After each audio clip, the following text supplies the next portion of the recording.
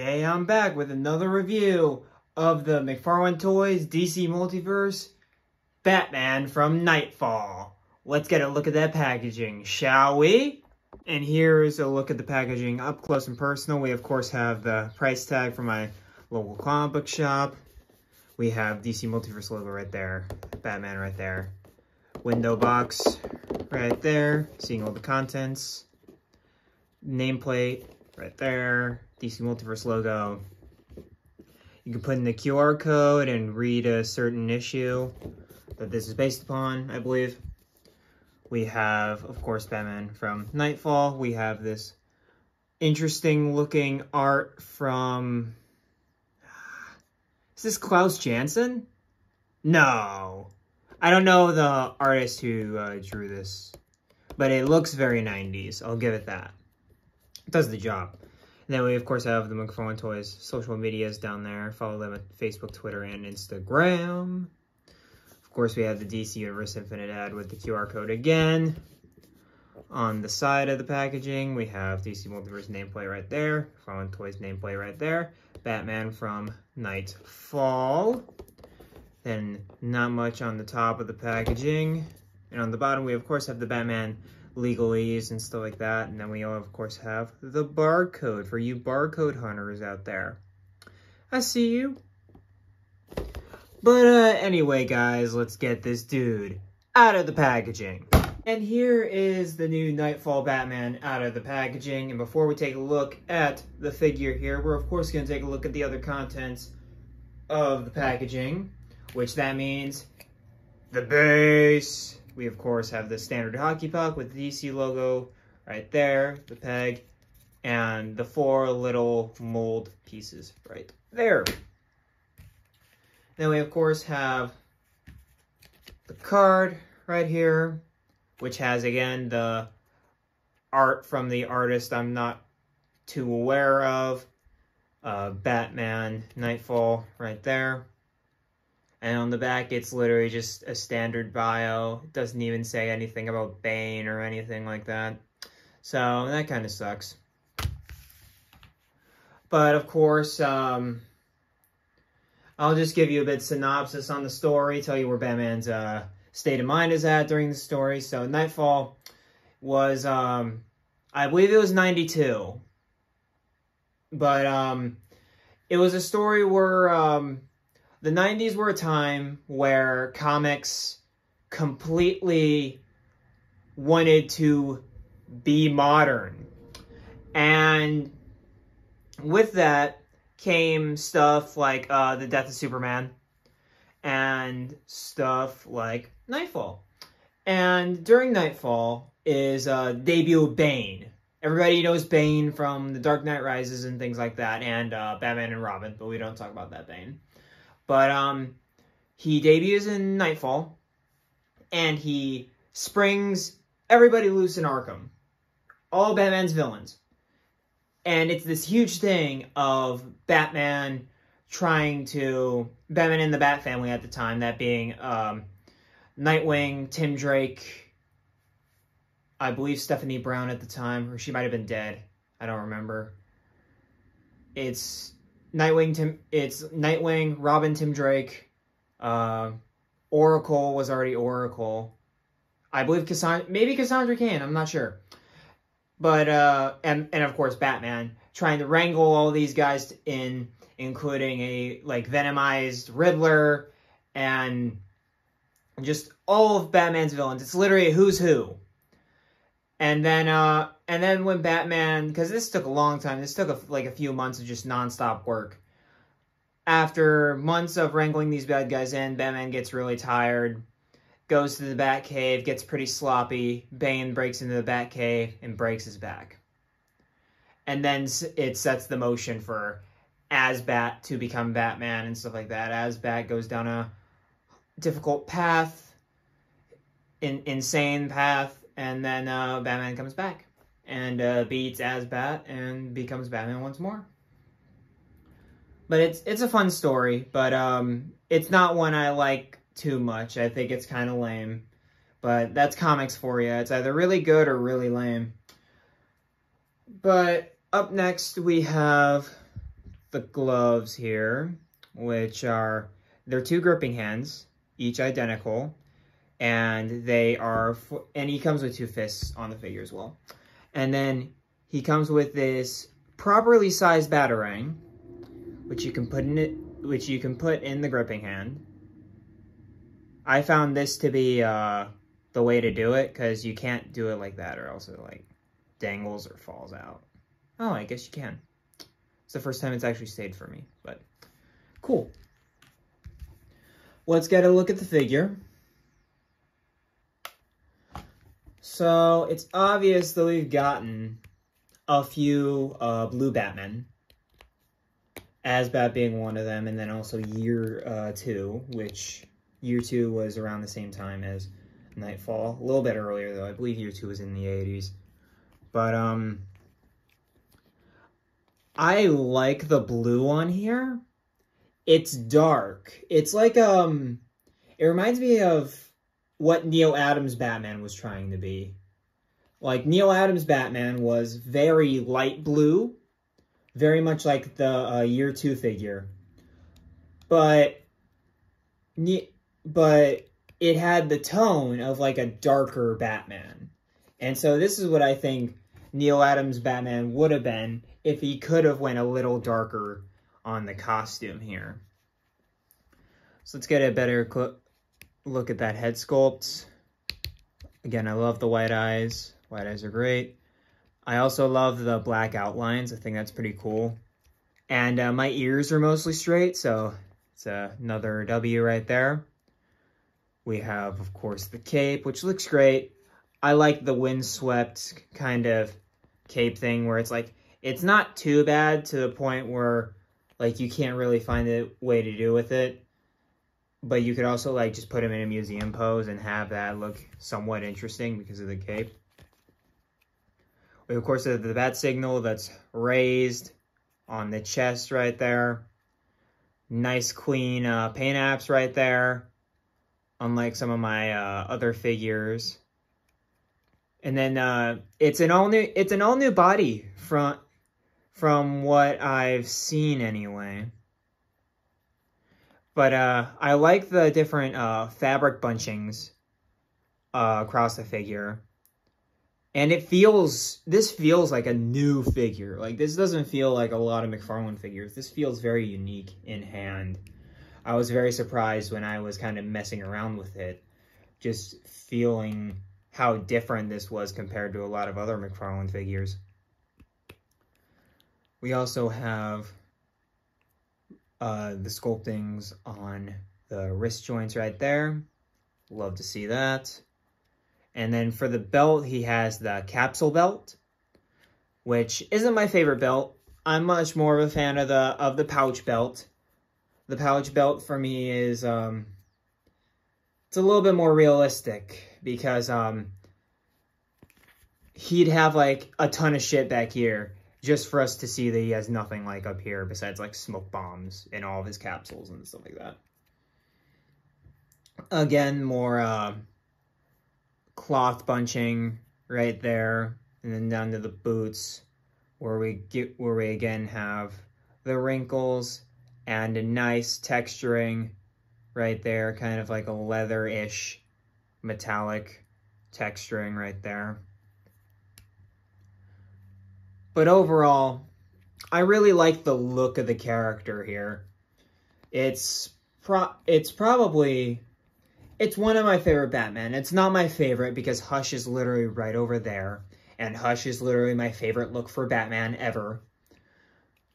But I think this one is very solid. But let's get into articulation. We, of course, have the head that can move all the way around, as well as pivot. You can look up about that far. You can look down about that far. And then we, of course, have the hinged shoulders right there with the armpits like so. We have really good biceps here. We have double jointed elbows, which, Jesus. Oh my God, that looks horrible. It has good range, but at what cost? It looks so bad. This is probably the thing they need to work on the most, is cleaning up that. And then we, of course, have the infamous wrist joints that move in and out like so. And then if you want to rotate the hand, if you want to rotate it,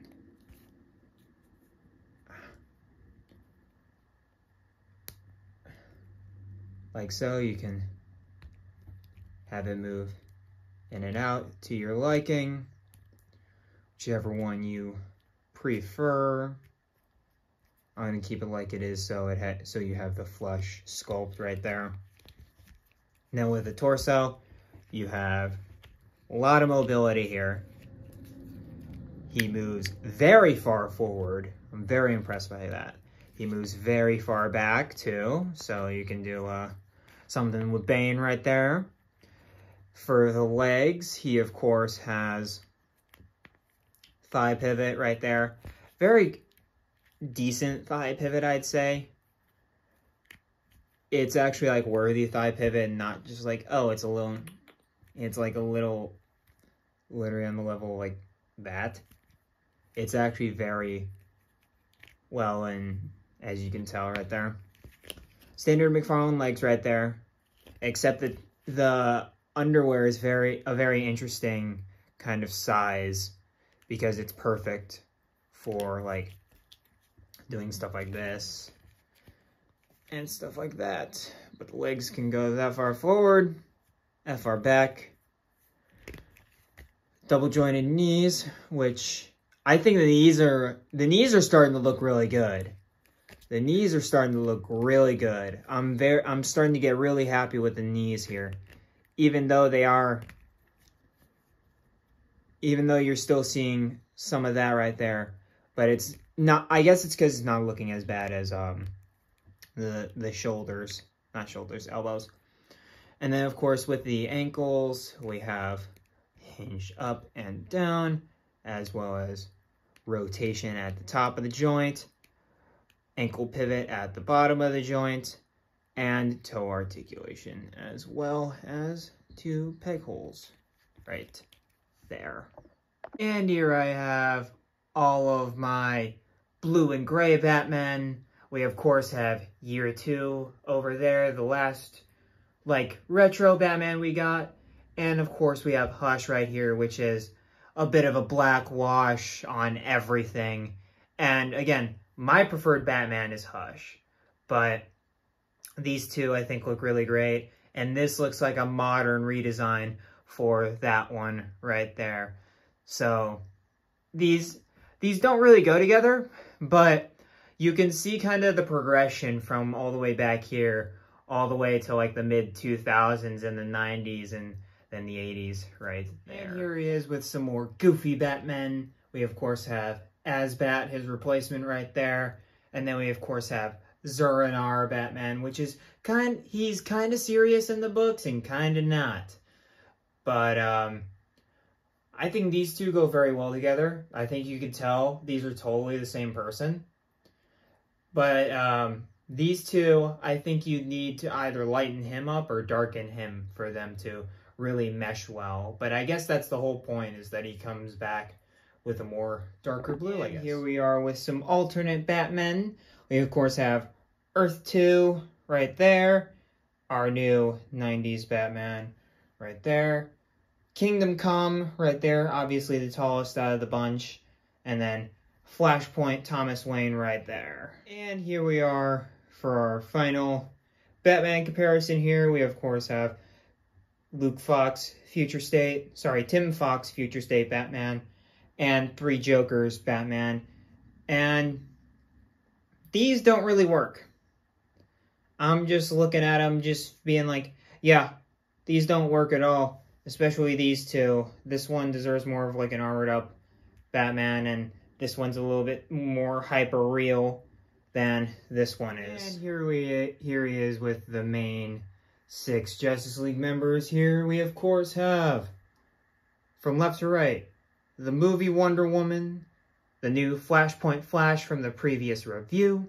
We have Aquaman right there, of course our new Batman right there, Action Comics 1000 Superman, and Green Lantern John Stewart.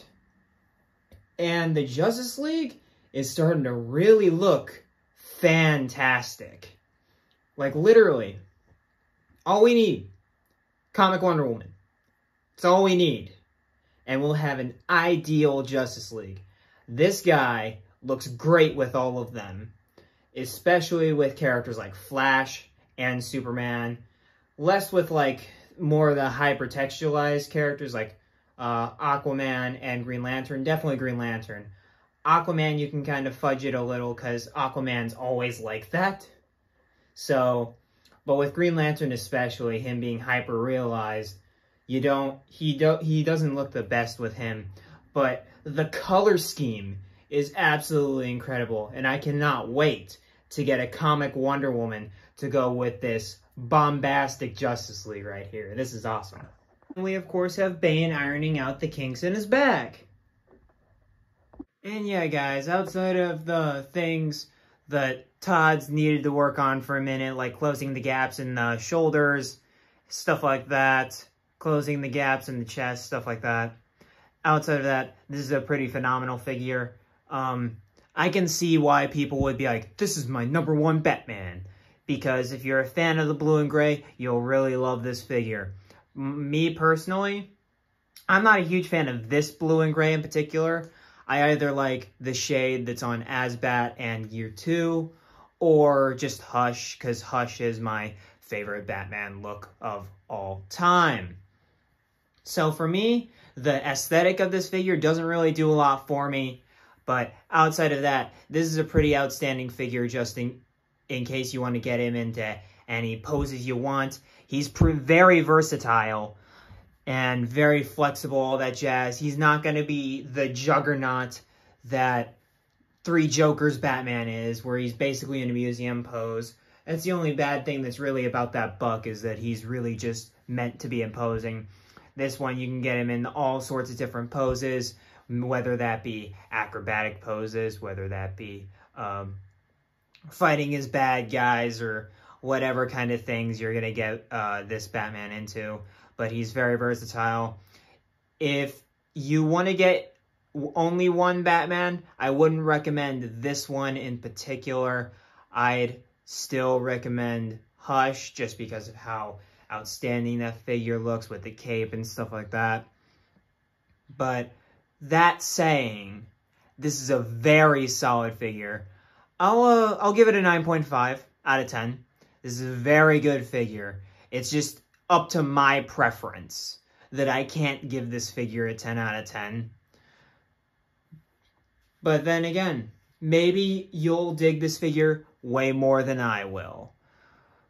But yeah, guys, that's it for this review. Of course, like, comment, subscribe, tell me what you think about the figure down below. Really love to see discussions come up because of these reviews. And as always, keep collecting and be supportive of one another. It's a very hard place out there. I will catch you guys in the next video. Peace.